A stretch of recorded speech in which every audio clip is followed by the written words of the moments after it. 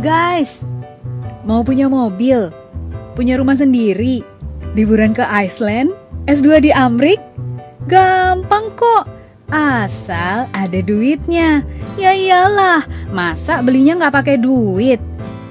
Masalahnya tabungan kita bakal cukup nggak? Oke, kita nabung tiap bulan, bahkan sampai hemat-hemat demi masa depan.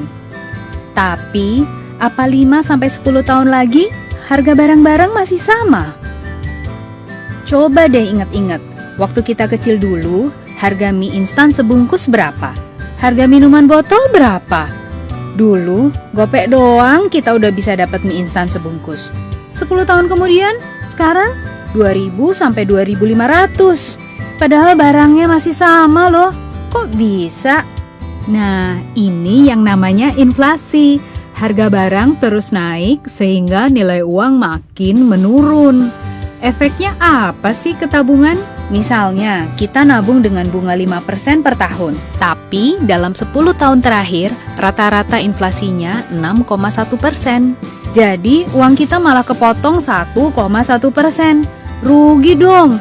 Kalau kita punya pendapatan tetap, tetapi masih mengandalkan tabungan, inflasi akan jadi bencana. Jumlah yang diterima dan ditabung akan relatif tetap, sedangkan harga barang terus melambung tinggi. Mau nabung sebanyak apapun, bunga tabungan nggak bakal bisa ngejar.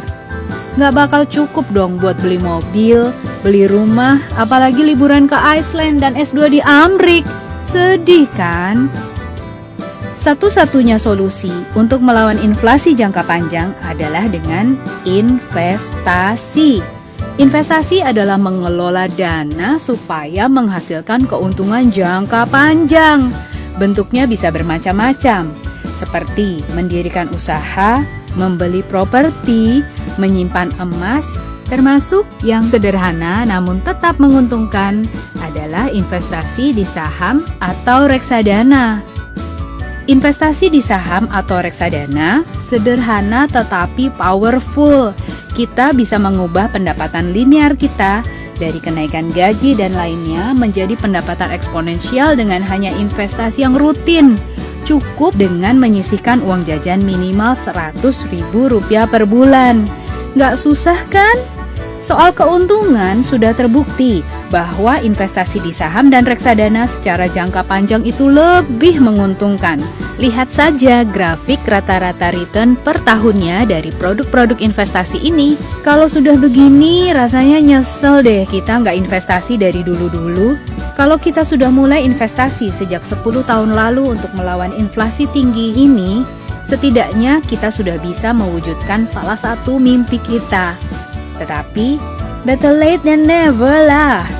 Yuk, mulai investasi dari sekarang untuk meraih mimpi-mimpi kita sekaligus menyelamatkan kita sendiri di masa depan. Pakai logika, investasi segera. Yuk, nabung saham.